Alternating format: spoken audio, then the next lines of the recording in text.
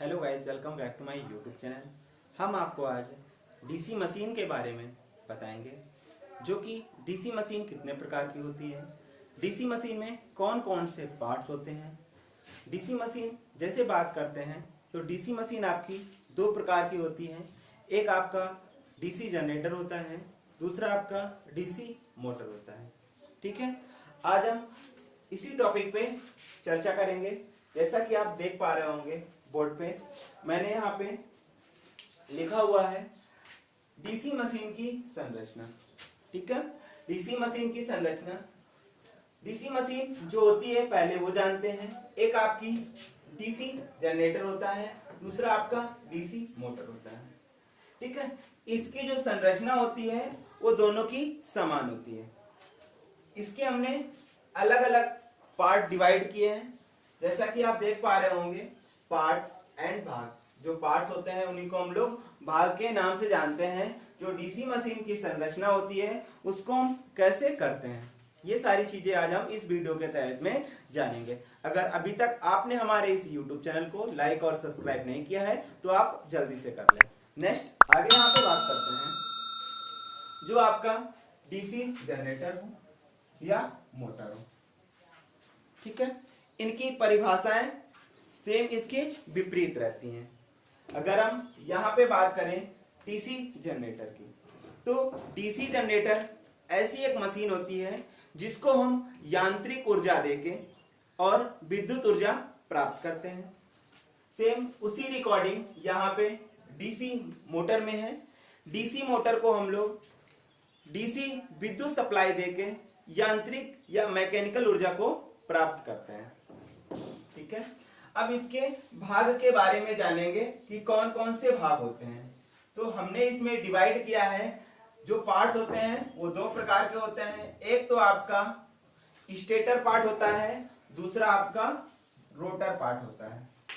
ठीक है, जो स्टेटर पार्ट होता है वो आपका स्थिर रहता है और जो रोटर पार्ट होता है वो आपका रोटेटिंग करता है या घूमता है। इसके नाम से ही आपको पता चल रहा होगा।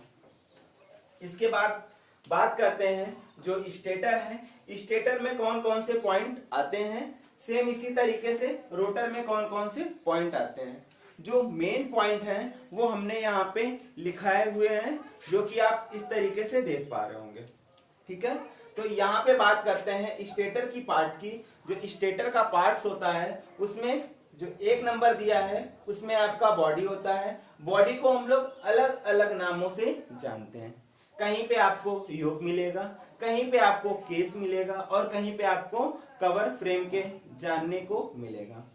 ठीक है, अब इनकी बात करते हैं। जो बॉडी है या योक है या आपका कवर फ्रेम है, इसका कार्य क्या होता है। तो आपका जो डीसी मशीन है उसकी बाहरी जो कवर होता है, ठीक है, उसको हम लोग क्या बोलते हैं, योक या बॉडी के नाम से जानते हैं। इसके साथ साथ जो आपका डीसी मशीन है उसके पार्ट्स को सुरक्षा प्रदान करने के लिए बॉडी या योक का प्रयोग किया जाता है। इसके साथ साथ जो मैग्नेटिक फ्लक्स को रास्ता भी ये प्रदान करता है। अब बात करते हैं जो आपका बॉडी है या योक है ये किस चीज का बना होता है। तो ये आपका कास्ट आयरन या कास्ट स्टील का बना होता है। जो आपकी बॉडी है वो कास्ट आयरन या कास्ट स्टील की बनी होती है। नेक्स्ट दूसरे पॉइंट की बात करते हैं। दूसरा पॉइंट है आपका इलेक्ट्रोमैग्नेटिक पोल। जो आपका इलेक्ट्रोमैग्नेटिक पोल है ये आपका दूसरा नंबर होता है। तीसरे नंबर की बात करते हैं तो तीसरा आपका है इलेक्ट्रोमैग्नेटिक पोल कोर। ठीक है, इलेक्ट्रोमैग्नेटिक पोल कोर। चौथे की बात करते हैं। चौथा है आपका इलेक्ट्रोमैग्नेटिक पोल वाइंडिंग, जो आपकी वाइंडिंग की जाती है पोल पे। अब बात करते हैं वाइंडिंग जो हमारी की जाती है उसमें कौन कौन से पदार्थ होते हैं। ठीक है, वह आपका एक कॉपर होता है, दूसरा क्या होता है, एल्यूमिनियम होता है। जो वाइंडिंग करते हैं जिस वायर से उसको हम लोग सुपर इनेमल्ड वायर के नाम से जानते हैं। ठीक है, ये आपका ये हो गया। नंबर 5 बात करते हैं इलेक्ट्रोमैग्नेटिक पोल शू। ठीक है, पोल शू की बात करते हैं। जो मशीन में लगे होते हैं नट बोल्ट के द्वारा ये कसे जाते हैं बॉडी में, पोल शू इसको नाम से जानते हैं। इसके बाद नंबर 6 की बात करते हैं, एंड और साइड प्लेट। ठीक है, एंड और साइड प्लेट लगी होती है जो आपकी बॉडी होती है उसके साइडों में। इसके बाद जो आपका टर्मिनल बॉक्स है ये आपका मशीन के या बॉडी के सबसे ऊपर लगा होता है। ठीक है, जिसपे टर्मिनल निकले होते हैं। ठीक है, इसके अंदर एक बैकेलाइट सीट भी लगी होती है जो कि वाइंडिंग के और आर्मेचर के टर्मिनल यहाँ पे कनेक्ट किए जाते हैं नट बोल्ट की सहायता से। इसके बाद बात करते हैं ब्रश गियर की। ठीक है, इसके बाद ये है आपका ब्रश गियर। नेक्स्ट आगे बात करते हैं बेस या फुट। जो आपका जनरेटर है या आपकी जो मोटर है उसको एक बेस चाहिए रखने के लिए या कहीं पे उसको फिट करने के लिए। नेक्स्ट आगे बात करते हैं लिफ्टिंग डिवाइस, जिसको हम लोग आई होल के नाम से जानते हैं।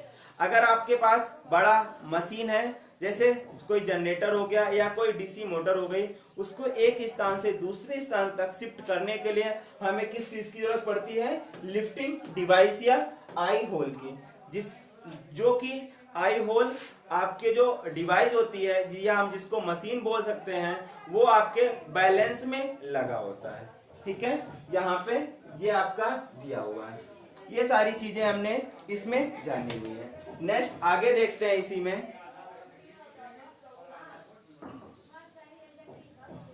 ठीक है, तो जो आगे आपका है ये रोटेटिंग पार्ट है जिसको हम लोग आर्मेचर के नाम से जानते हैं। ये आपका रोटेटिंग पार्ट है।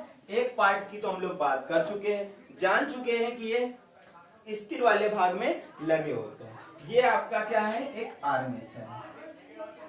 ये आर्मेचर है। आर्मेचर के बाद आपका आर्मेचर कोर होगा जो कि सिलिकॉन स्टील की पतली पतली पत्तियों से मिला के बनाया जाता है। ठीक है, इसके बाद आर्मेचर कोर, आर्मेचर तीर, आर्मेचर स्लॉट।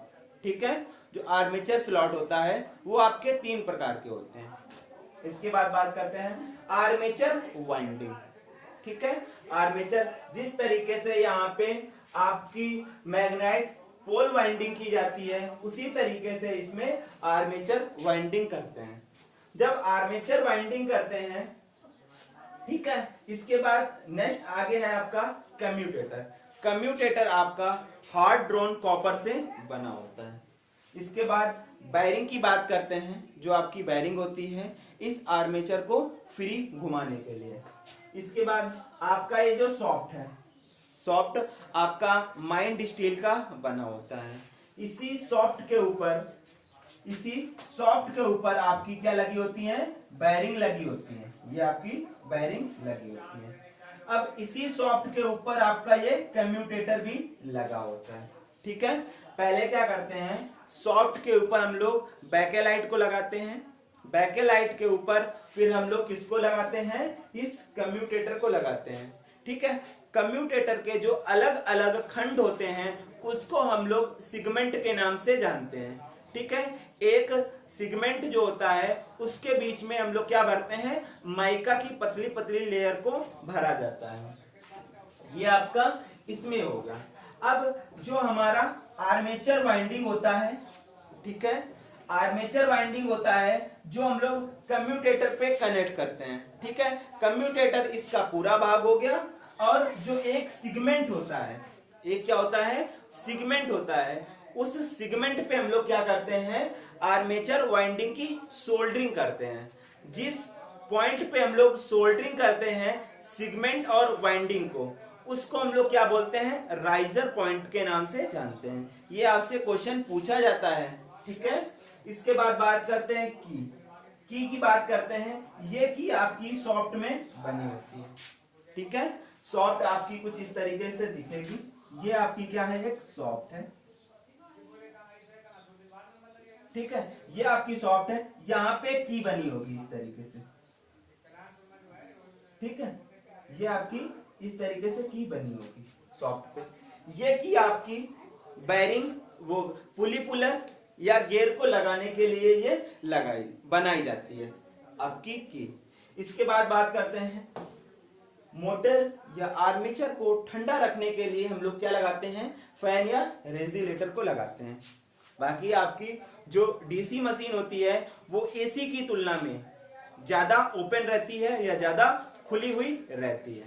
ठीक है, इस तरीके से हमने जो आपका डीसी मशीन है, डीसी मशीन को दो भाग में डिवाइड किया गया है, एक आपका जनरेटर, दूसरा आपका मोटर।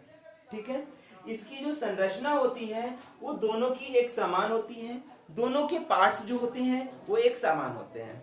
ठीक है, यहाँ पे हमने कई सारी चीजों को अभी नहीं लिखा हुआ है जो कि दोनों के हिस्से में आती है। ठीक है, जैसा आपका यहाँ पे अभी एक पॉइंट रह गया है जिसको हम लोग रॉकर प्लेट के नाम से जानते हैं। रॉकर प्लेट पे हम लोग क्या लगाते हैं, कार्बन होल्डर को लगाते हैं। रॉकर प्लेट पे क्या लगाते हैं, कार्बन होल्डर को लगाते हैं। ठीक है, ये चीज इस पे हो गया। इसके बाद बात करते हैं यहाँ पे। ठीक है, यहाँ पे आपका बैकेलाइट नहीं लिखा है, इसके बाद सिगमेंट नहीं लिखा है, जो कि बहुत छोटे छोटे से पॉइंट हैं। बाकी हम थ्योरी में इन सारी चीजों का डिस्कस करेंगे। ठीक है, अगर वीडियो आपको अच्छा लगा हो तो लाइक कर दें, सब्सक्राइब कर दें और अपने फ्रेंड को शेयर कर दें ताकि उनको भी इसी तरीके से यूजफुल नॉलेज मिल सके। वीडियो को देखने के लिए थैंक यू।